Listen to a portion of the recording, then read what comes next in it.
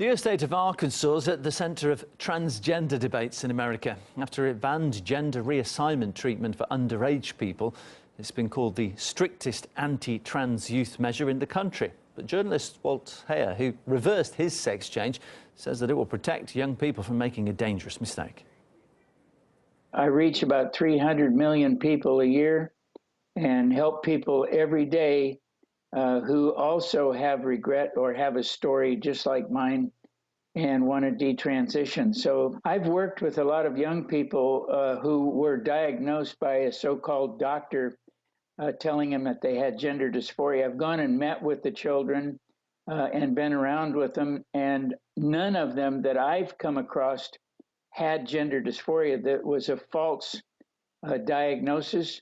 One recent young man who started on hormone therapy at 15 had his full surgery at 18, contacted me at 19 and said he feels like a Frankenstein monster. And the harm that's done is that it causes many things, real problems for bone structure, oftentimes in a natural development of the brain is interrupted. What we know from Sweden is that after you go through these procedures, you're 19 times more likely to die from suicide than you would if you didn't go through the surgery. So what they're doing is really horrible.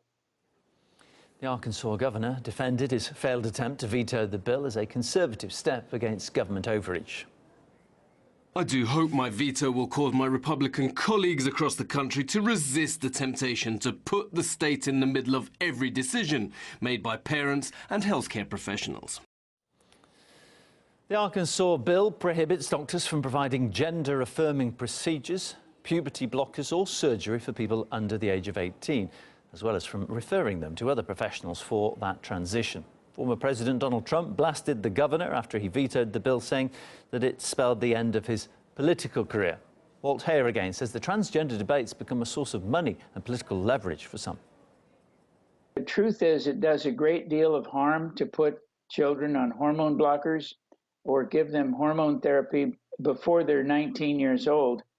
And it really should be 21 years old before they attempt to put any hormones in a young person's body. You know, Big Pharma has a great interest in selling hormone therapy to people that don't need it, the people who make the hormone blockers. The advocates, you know, whether it's Facebook or these other big platforms, raise money for these advocate groups. And I think it's horrible what they're doing, and it's really political. It's not a medical thing. Now it's become totally political because what they're doing is not providing medical care at all.